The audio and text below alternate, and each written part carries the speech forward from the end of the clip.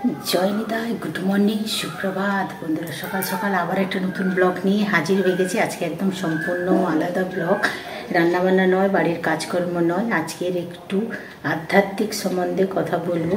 যতটা আমার জ্ঞান আমি ততটুকুই তোমাদের সাথে শেয়ার করব। আমি কোনো মণি ঋষি গুরুদেবের মতন এত আমার জ্ঞান নেই, তার জন্য আমি আগেই ক্ষমা চেয়ে নিচ্ছি। অধমের একটুকু জ্ঞান, তাই তোমাদের সাথে শেয়ার করব। চলে এসছি। আমি হচ্ছে জয় নিতাই গৌরী মঠ থেকে আমার দীক্ষা নেওয়া। আমার গুরুদেব হচ্ছে আনন্দ গোপাল দাস বাবাজি, ঘুষিপাড়ার কাছে নিউ দিশা যে আই হসপিটাল, ওখান থেকে গৌরী মঠ থেকেই আমার দীক্ষা নেওয়া। 2018-তে দীক্ষা নিয়েছি। আর ওই সম্বন্ধেই কিছু বলবো তোমাদের সাথে।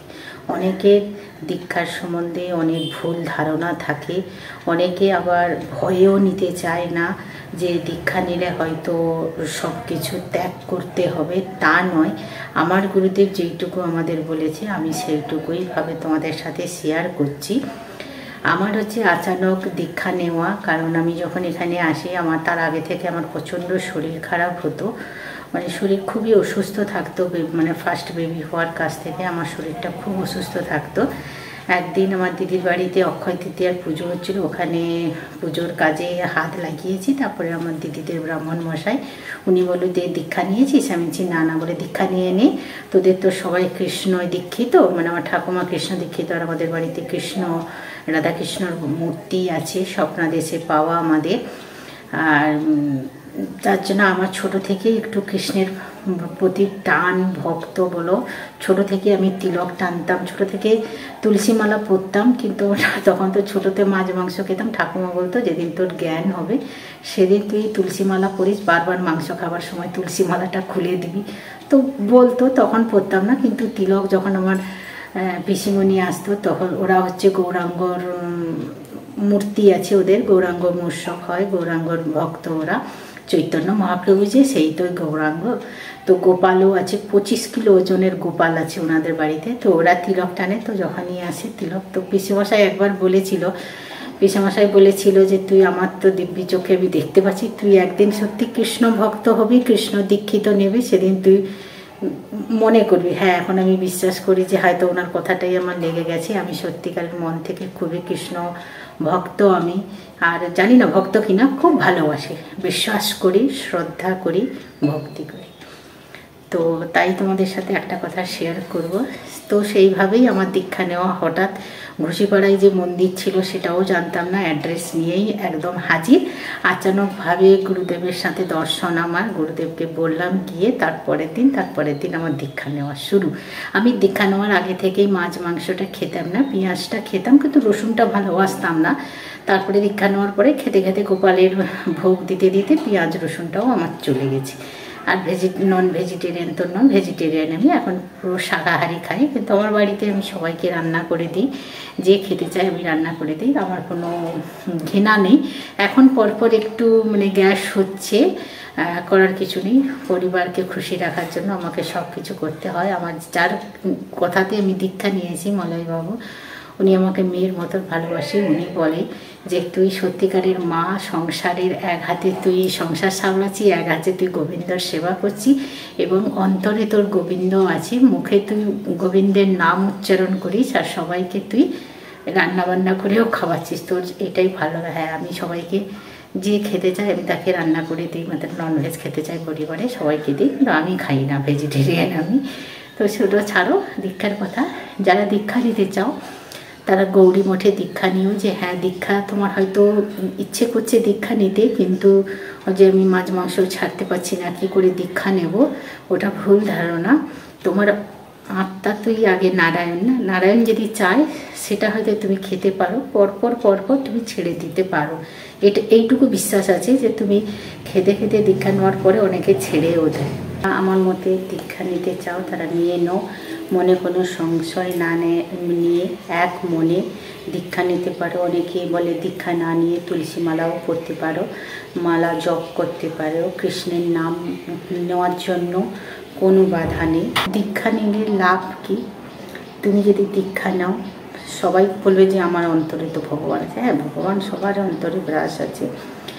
দীক্ষা নিলে তুমি বিষ্ণুর ভোগ রান্না করতে পারবে, কৃষ্ণ ঠাকুরকে ভোগ দিতে পারবে, সব দেবতাকে তুমি ভোগ দিতে পারবে, যে যেটা ভালো লাগে সে সেটা দীক্ষিতে নিতে পারো।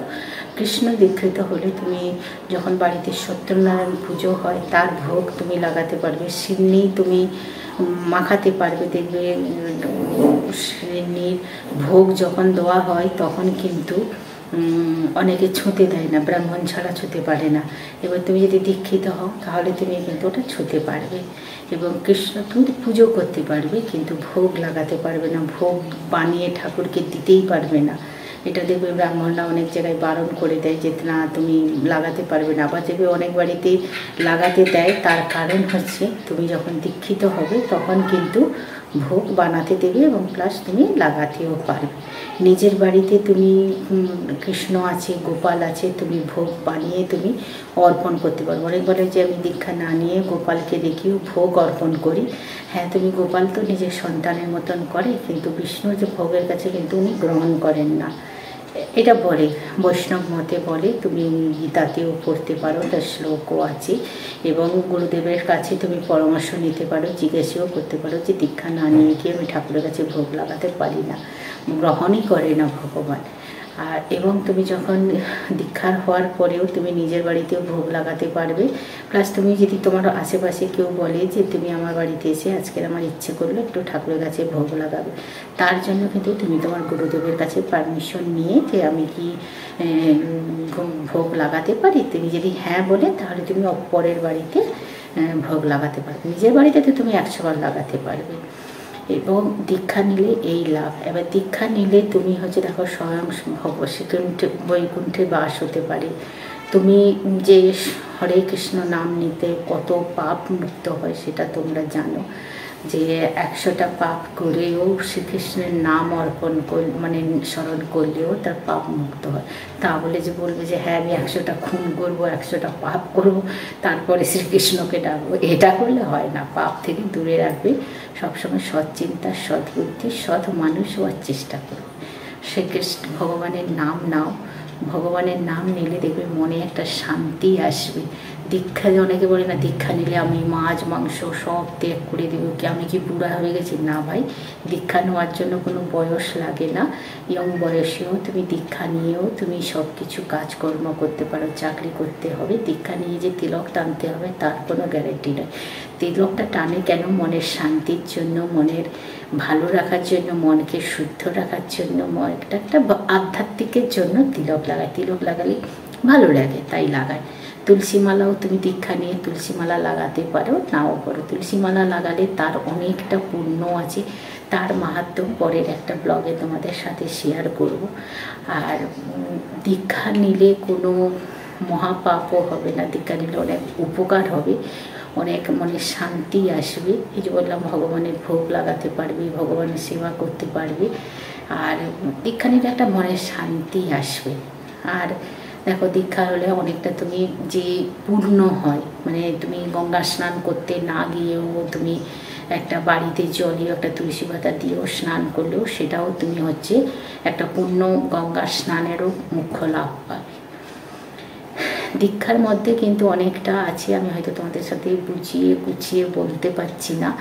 তোমরা আমার চেয়ে অনেক জ্ঞান আমি জানি, আমি সত্যি এত জ্ঞানী নই। আমি বই পড়ে এগুলো থেকেই জানলাম। আগে একটা গীতা পড়ার খুব নেশা ছিল, এখন পরপর সংসারের চাপে গীতা পড়াটা আমার পরপর কমে যাচ্ছে। গীতা সবাই পড়ো, শ্লোক যারা বাংলা পড়তে পারে না তারা ইংলিশে ট্রান্সলেশন করা আছে বাংলার, সেটা করতে পারো। সংস্কৃত আছে, যারা হিন্দি পড়তে পারো হিন্দি পড়ো। গীতা পড়লে কোনো দোষ নেই, গীতা পড়লে কিন্তু অনেকটা জ্ঞান অর্জন করা যায়। আর গীতা বা সবাই পড়া উচিত, ছোট থেকে বাচ্চাদের শেখানো উচিত যে গল্পর বই, আড্ডা, ফোনটা না দিয়েও যদি আমরা বাচ্চাটাকে একটা গীতা দিই যে হ্যাঁ তুমি পবিত্রভাবে 1 ঘন্টা গীতা পড়ো। গীতা তো শ্লোকের সাথে পড়তে কোনো কষ্ট নেই, শ্লোক থাকবে, শ্লোকটা তো তোমরা বুঝতে পারবে না। গীতার পিছনে বাংলায় অনুবাদ থাকে, ইংলিশেও থাকে, তোমরা যেটাতে অভ্যস্ত সেটা পড়ো। গীতা আমার মতে আমি বলি গীতা সবাইকে পড়া উচিত, ছোট থেকে বড় পর্যন্ত গীতা পড়া উচিত। যারা পড়তে পারে না গীতা শ্রবণ করো, শ্রবণে তো অনেক আছে, পুণ্য লাভ করা যায়। গীতা কোনো যে হ্যাঁ বুড়ো হলে গীতা পড়বো, রামায়ণ পড়বো, মহাভারত পড়বো না। বাচ্চাদের যদি আজ থেকে আমরা শেখাই তাহলে কিন্তু সেটা সে পরবর্তীকালে তার জ্ঞান অনেকটা অর্জন হবে। আর গীতাতে অনেক কিছু আছে। গীতাতে তোমরা সবাই জানো যে গীতা কী বই, সেটা জানে যে শ্রীকৃষ্ণ বাণী আর রাম অর্জুনের লেখা, সেটা তোমরা সবাই জানো। আর গীতা কোনো কোনো খারাপ বইও নয়, গীতা পড়লে অনেকটা জ্ঞান অর্জন হবে এবং গীতাতে অনেক কিছু জানার আছে। গীতা আমার মতে গীতা সবাইকে পড়া উচিত, কম বেশি সবাইকে পড়া উচিত। বাচ্চাদের আমরা ফোন দিয়ে দিই, ফোনটা না দিয়েও যদি তাকে বলি যে বাবা তুমি ফোনে দেখতে পারো, কিন্তু 1 ঘন্টা তোমাকে একটু 15 মিনিট তুমি গীতা পড়তে হবে, ওর কাছে বসো, ও পড়ুক, তুমিও শুনো, আমিও শুনি, সবাই শুনি। গীতাতে তো কোনো খারাপ নেই, কোনো খারাপ অর্জন হবে না। গীতা পড়লে জ্ঞান চক্ষু খুলবে, দীক্ষা নিলে তেমনই জ্ঞান হবে। একটা গুরুর দরকার, গুরু, সদ্গুরুর কাছে তোমরা দীক্ষা নাও। যাও গৌরী মঠের আশ্রমে গিয়ে আলোচনা করো, কে দীক্ষা দেয় সেখানে নাও। সদ্গুরুর সঙ্গ পাওয়া খুবই কষ্টের ব্যাপার, সদ্গুরু পাওয়া সত্যি এখন খুবই দুষ্কর। গুরু তো পাওয়া যাবে, সদ্গুরু পাওয়া খুবই কষ্ট। এই জন্য আমার মতে দীক্ষা নাও। যখন তোমার প্রাণ চাইবে তুমি ননভেজ ছেড়ে দেবে, আমার মতে না খাওয়াটাই ভালো। শরীরটাকে সুস্থ রাখার জন্য ননভেজ ছাড়াই ভালো। আর হ্যাঁ, তা বলে যে আমরা ননভেজ খেলে অসুস্থ হবে তা নয়। হ্যাঁ, যার প্রাণ চায় খাবে, যার প্রাণ চায় খাবে না। তার জন্য যে দীক্ষা নিলে খেতে পারবে না সেখানে কোথাও লেখা নেই। অনেকে বলে যে আমি কোনো কারো ধর্ম নিয়ে বলতে চাই না, আমার সনাতন ধর্মে আমি গৌরী মঠ থেকে আমার দীক্ষিত। আমার গুরুদেবও আমাকে বলেন যে তুমি দীক্ষা নিলে কোনো, হ্যাঁ মদ নেশাটা বারণ করে, ওটা উচিতও নয় যে দীক্ষা নিলে মদ নেশাটা, খৈনি বিমল এগুলো খাবো, ওটা নয়। ওটা হচ্ছে শরীরের খুবই ক্ষতিকারক। তাই বলে যে তুমি চলো দীক্ষা নিয়েছো, এগুলো ত্যাগ করো। ত্যাগ করলে কী হয় না, শরীর সুস্থ হবে। মদ খেলে কোনো শরীরের উপকার হবে না, লাংস লিভার সব খারাপ হয়ে যাবে। তার জন্য নেশা না করাটাই ভালো। আর অনেকে বলে যে দীক্ষা নিলে কফি খেতে পারবে না, চা খেতে পারবে না, চকলেট খেতে পারবে না। আচ্ছা, সেই কথা যদি হয় যে দীক্ষা নিলে চা কফি চকলেট খাওয়া যাবে না, তাহলে চা কফি তাহলে তো খাবারও খাওয়া যাবে না। ভগবানকে আমি, শ্রীকৃষ্ণকে আমি পিজা ভোগ দিতে পারি, আমি তোমার কেক খেতে পারি, চা কফিতে কী দোষ আছে, চকলেটে কী দোষ আছে, আদৌ আমি বুঝতে পারি না। ওই মতে আমার মত নয়। শরীর সুস্থ রাখার জন্য নেশা না করাটাই ভালো। আমি বলি সবাইকে দীক্ষা নাও। দীক্ষা নিলে যে মাছ মাংস ছাড়তে হবে তার কোনো কথা নেই। গৌরী মঠে যাও, যখন তোমার প্রাণ চাইবে তখন তোমরা ছেড়ে দিবে। দীক্ষা নিলে অনেকটা উপকার আছে, আর তোমার নিজেদের মঙ্গল আছে, অশ্বমেধ যজ্ঞের লাভ আছে, তোমরা যে তীর্থস্থানে যাওয়ার তারও লাভ আছে। আর রেসপেক্ট করো, দীক্ষা কোনো খারাপ জিনিস নয়, কোনো ভয় পেতে হবে না। যারা দীক্ষা নিতে চাও গৌরী মঠে এসো। অনেক জায়গায় গৌরী মঠ আছে, নদিয়া আছে, বৃন্দাবন আছে এবং ছোট ছোট সব জায়গায়, কলকাতায় আছে, আমাদের ব্যারাকপুরে আছে। ঘুষিবার কথা যে দীক্ষা নিলে অনেক টাকা খরচা আছে, না। আমি যেখান থেকে দীক্ষা নিয়েছি ঘুষিপাড়া থেকে, সেখানে কোনো লাখ লাখ টাকাও 1000-5000 টাকাও কোনো লাগে না। দীক্ষা নেওয়ার আগে এসে যোগাযোগ করলে তারপরে বলে দেবে যে কবে তোমাদের দীক্ষা দেবে। তার আগের দিন নিরামিষ খেতে হয়, পেঁয়াজ রসুন বা শাকাহারি, একদম টোটালি শাকাহারি খেতে হয়। এবং যেদিন দীক্ষা নেবে সেদিনও পুরো নিরামিষ খেতে হয়। তারপরে তোমার প্রাণ চাই তুমি খেতে পারো, না খেতে পারো সেটা আলাদা ব্যাপার। একটা তুলসী মালা কিনতে যত টাকা লাগে ওই টাকা 5 রকম ফলের মধ্যে একটা নারকেল মাস লাগে, আর 3টে ফুলের মালার আগে যে কোনো ফুলের মালা, জুঁই ফুলের মালা হলে খুব ভালো হয়, না হলে গাঁদা ফুল, না হলে রজনীগন্ধার মালা। আর ছেলে হলে ধুতি, নতুন বস্ত্র হলে খুবই ভালো হয়, না হলে কাঁচা ধুতি পরতে পারবে ছেলে হলে। আর মেয়েরা হলে যেমন আমাদের মতন বিবাহিত মেয়ে হলে নতুন বস্ত্র, না হলে কাঁচা বস্ত্র। আর ছেলে বাচ্চা মেয়েরা হলে তারা হচ্ছে নতুন জামা কাপড় পরতে পারো, নাহলে কাঁচা নতুন জামা কাপড় পরতে পারো। মিষ্টি, ফল আর ফুলের মালা আর তুলসী মালা কিনতে যত টাকা লাগে সেইটা তোমরা আশ্রম থেকেও কিনতে পারো। আশ্রমেও অনেক রকমের তুলসী মালা আছে। যেভাবে যে হয়তো দীক্ষার দিন শুধুই তুলসী মালা নেব, যেদিন দীক্ষা হবে সেদিনই সারাদিন তোমাকে রাখতে হবে, তারপরের দিন রাখবে, তারপরের দিন তুমি রাখতে পারো না রাখতে পারো, সেটা তোমার ব্যক্তিগত অধিকার। এবং তোমরা যদি জপের মালা করতে চাও তাহলে ওখানেও জপের মালা পাওয়া যায়, সেটা গুরুদেবকে গিয়ে বললে ওই মন্ত্রপুত করে দেয়, শুদ্ধ করে দিয়ে তোমার হাতে দেবে। সেই টাকাটা লাগে, সেটা টাকাটা সেই মালাটার যত টাকা সেই টাকাই দিতে হয়। এবং হচ্ছে শুধু তোমার দক্ষিণা, তোমার যতটা ক্ষমতা তুমি দক্ষিণা দিতে পারো, ওইটুকুই হচ্ছে আমাদের খরচা। কোনো জোর জবরদস্তি করে 5,000 10,000 টাকা কোনো দাবি করে না। তোমার প্রাণ চায় তুমি সেই টাকা দিতে পারো। কার প্রাণ চায় 5,000 টাকা দিতে, কারো প্রাণ চায় 101 টাকা দিতে, কারোর বা প্রাণ চায় 501 টাকা দিতে। যার যেরকম ক্ষমতা সে সেরকম দেয়। আর যদি কারোর প্রাণ চায় গুরুদেবকে একটা নতুন বস্ত্র দিতে পারো, সেটা সে ব্যক্তিগত ব্যাপার। এই খরচা কোনো লাখ লাখ টাকা খরচা হয় না। আর দীক্ষা নেওয়ার পরে যখন আশ্রম কোনো প্রোগ্রাম থাকে তখন তোমার কাছে সাহায্য চাইবে, কারণ আমাদের সাহায্য ছাড়া আশ্রম চলে না। আশ্রমে যখন প্রোগ্রাম হয় কতদিন ধরে, তখন যে ভক্তদের সব খাওয়ায়, সেই আমরা যখন একটু সাহায্য করি ওই টাকাতেই ভক্তদের খাওয়াই। এইটুকুই সাহায্য। বছরে 1-2বার বোধহয় প্রোগ্রাম হয়, তখন যতটা সক্ষম তোমরা সাহায্য করতে পারো। সেই তো আমরা কত টাকা কত জায়গায় খরচা করে দিচ্ছি, ফালতু কত খাওয়ার খেয়ে আমরা পয়সা উড়িয়ে দিই। সেই পয়সাটা না করেও যদি আমি একটু পুণ্যর কাজে দিই তাহলে আমাদেরই মন শান্তি হবে, আমাদেরই পুণ্য অর্জন হবে, আর কিচ্ছু হবে না। তাহলে তোমাদের বোঝাতে পারলাম। যারা দীক্ষিত নিতে চাও তারা এসে যোগাযোগ করতে পারো। প্রেম সে বলো রাধে রাধে, জয় নিতাই, হরে কৃষ্ণ, সবার মঙ্গল হোক। ঘুচিপাড়াতে আছে, শ্যামনগরে আছে, কলকাতাতে আছে এবং নদিয়াতে অরিজিনাল চৈতন্য মহাপ্রভুর ব্রাশ আছে। মায়াপুর নয়, নদিয়াটা, যেখানে সোনার গৌরাঙ্গ আছে। তোমরা ওখানে গিয়ে দীক্ষা নিতে পারো। দীক্ষা কোনো মহাপাপ নয়, কোনো ভয়ের কিছু কারণ নয়। দীক্ষা করলে সব কিছু ত্যাগ করতেও তোমাকে হবে না। তোমরা খুশি মনে নিতে পারো। নিলে মনটা শান্তি থাকবে, মনটা পবিত্র থাকবে এবং অনেক পুণ্য লাভ হবে।